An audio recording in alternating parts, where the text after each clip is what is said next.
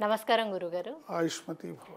గురుగారు, ఇప్పుడు ఎంతోమంది ఫస్ట్ ఇల్లు కట్టుకునేటప్పుడు సొంత ఇల్లు అనేది అందరికీ కలే. అయితే ఇల్లు కట్టుకునేటప్పుడు అందరూ వాస్తులు చూపించుకుంటారు. వాస్తు ప్రకారమే కడుతూ ఉంటారు. అయితే ఎంత వాస్తు చూపించి కట్టినా కూడా కొంతమందికి ఏంటంటే ఆ ఇంట్లోకి వెళ్ళిన తర్వాత బాగుండట్లేదు అన్న మాట వినబడుతూ ఉంటుంది. అయితే మరి ఇప్పుడు వాస్తు చూపించే కదా కడుతున్నారు. అట్లాంటప్పుడు ఎందుకు బాగుండట్లేదు? దానికి కారణం ఏమై ఉంటుంది? వాటికి పరిహారాలు ఏమైనా ఉంటాయా మళ్ళీ? తప్పకుండా చెప్పుకుందాం అమ్మా. హ్మ్. ఇప్పుడు కొన్ని సార్లు కొంతమంది ఎట్లా ఉంటుందంటే ఒక 200 గజాల్లో ఒక 3 బెడ్రూమ్ ఇల్లు కట్టాలనుకున్నారనుకోండి. హ్మ్. ఒక డూప్లెక్స్, హ్మ్. పై ఫ్లోర్ కింద ఫ్లోర్ హ్మ్. వాస్తు చూపిస్తారు. వాస్తు వాళ్ళు ఇట్లా ఇట్లా కట్టండి అని చెప్తారు. హ్మ్. చెప్పినప్పుడు వీళ్ళు అది పూర్తిగా పాటించకుండా వీళ్ళ కన్వీనియంట్ కోసం కొన్ని వీళ్ళు మార్పు చేస్తారు.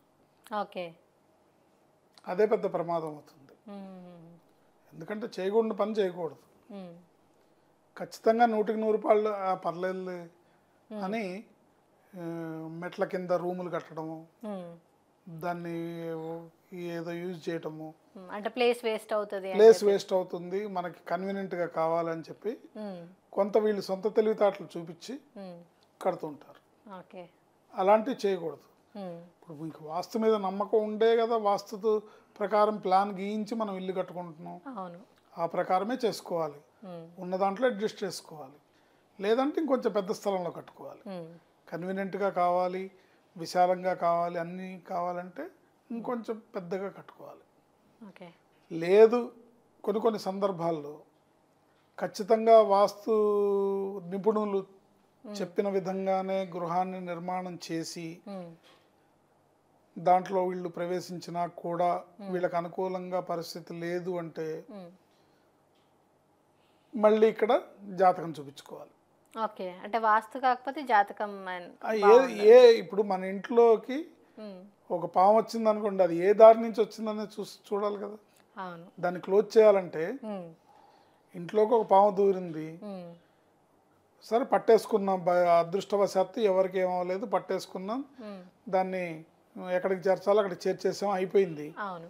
బట్ మరలా రాకుండా ఉండాలి అంటే హ్మ్. అది ఏ మార్గం నుంచి వచ్చిందో తెలుసుకోవాలి కదా. హ్మ్. ఎందుకు వచ్చింది, అవును. ఎట్లా వచ్చింది, హ్మ్. ఎందుకు వచ్చింది అనేది పక్కన పెడితే ఏ మార్గం గుండా వచ్చింది, ఓకే. సో ఆ మార్గం ఏంటి, జాతకం ప్రకారం మన గ్రహస్థితి ఇప్పుడు ఎట్లా నడుస్తుందా, హ్మ్. గోచారంలో మన జాతకానికి గ్రహస్థితి మన రాశికి ఇలా ఉందా, లేదా మన పర్సనల్ జాతకంలో మన జాతకం ఇలా ఉందా, హ్మ్. లేదా మన పేరులో రాంగ్ నెంబర్ ఉందా చూడాలి. ఓకే.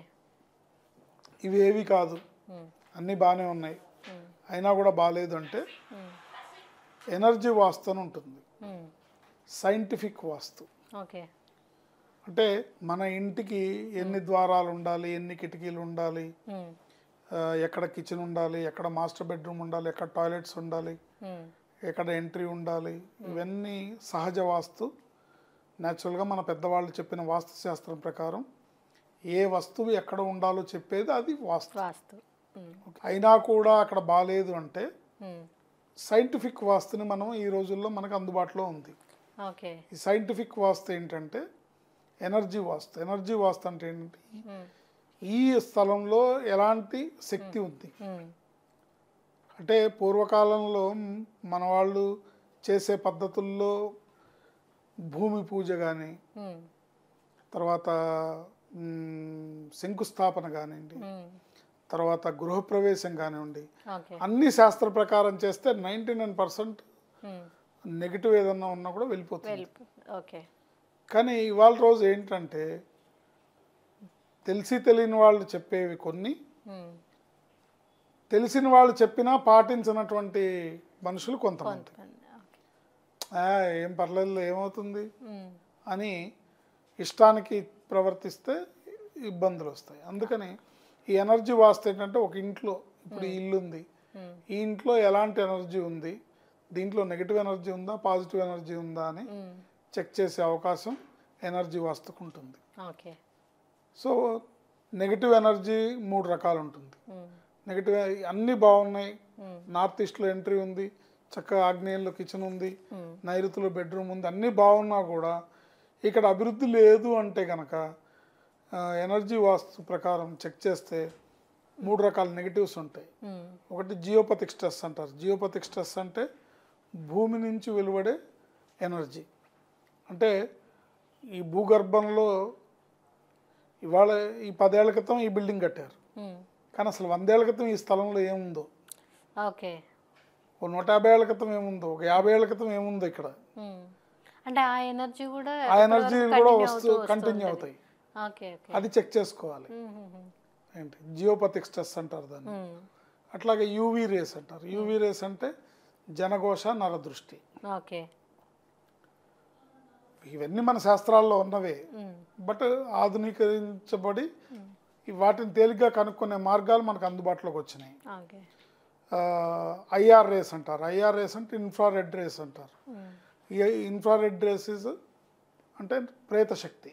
ఓకే, ప్రేతశక్తి గాల్లో ఉండేది, గాలి ధూళి వీటి వల్ల.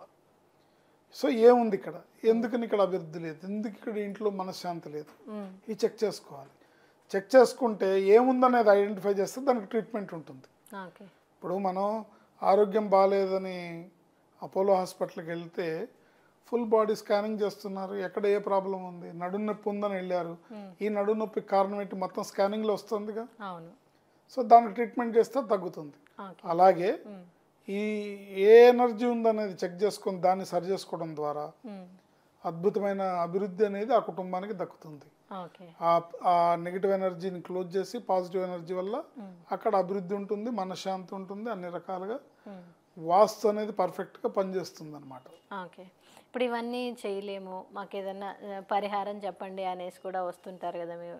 కొన్నిటికి పరిహారాలు ఉంటాయి, కొన్నిటికి ఉండవమ్మా. ఓకే, ఇప్పుడు సింపుల్గా ఈ ఎనర్జీస్ ఇక్కడ బలమైన ఎనర్జీస్ ఉన్నప్పుడు సింపుల్ పరిహారాలతో ఎదుటి వాళ్ళ మెప్పు పొందడానికి లేకపోతే మన వీడియోని వ్యూస్ తెచ్చుకోవడానికి చెప్పాల్సిందే తప్ప అక్కడ నిజంగా ప్రాబ్లం అయితే రెక్టిఫై అవ్వదు. ఓకే, అంటే కంపల్సరీ మనం ఇవన్నీ ఇప్పుడు సపోజ్ ఒక వ్యక్తికి కిడ్నీ ప్రాబ్లం ఉందమ్మా, కిడ్నీ ప్రాబ్లం ఉన్న వ్యక్తి నేను ఓన్లీ శివాలయం చుట్టూ ప్రదక్షిణాలు చేస్తూ ఉంటాను, లేకపోతే ఆంజనేయ స్వామి ప్రదక్షిణాలు చేస్తాను, హనుమాన్ చాలీసా చేస్తాను అని అంటే పూర్తిగా తగ్గుతుందా? తగ్గదు. హాస్పిటల్కి వెళ్ళి ట్రీట్మెంట్ చేసుకోవాల్సింది. సో ఆ ట్రీట్మెంట్ ద్వారా మాత్రమే పరిపూర్ణమైన పరిష్కారం లభిస్తుంది. అయితే భగవంతుని ప్రార్థించడం వల్ల మీరు ఆ అనారోగ్య సమస్య వల్ల వచ్చే ఎఫెక్ట్ ఏదైతే ఉందో దాన్ని తట్టుకొని నిలబడగలుగుతారు. దాన్ని తట్టుకొని నిలబడి మనం ముందుకెళ్ళగలుగుతాం. ఇప్పుడు తట్టుకోలేక పడిపోతే అసలు ఏం చేయాలో కూడా పాలుపోదు మనకి, లేదా అకస్మాత్తుగా మరణం సంభవించినా కూడా ఏం చేయాలో మనకు తెలియదు. కానీ భగవంతుడిని ప్రార్థించడం వల్ల, గ్రహశాంతులు చేయించుకోవడం వల్ల,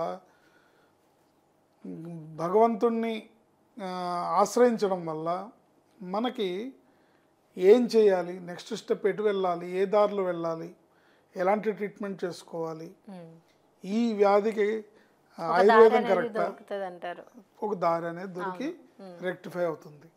ఏదేమైనప్పటికీ వాస్తుపరంగా అన్ని బాగున్నా కూడా ఇక్కడ బాగాలేదంటే చెక్ చేసుకోవాల్సిన అంశాలు ఎనర్జీ వాస్తు చెక్ చేసుకోవాలి, మన జాతకము మన పేరు చెక్ చేసుకోవాలి.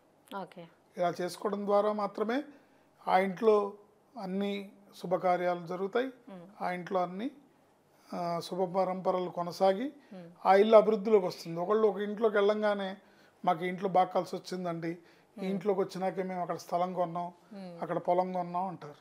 ఎందుకంటారు? కలిసి వస్తుంది.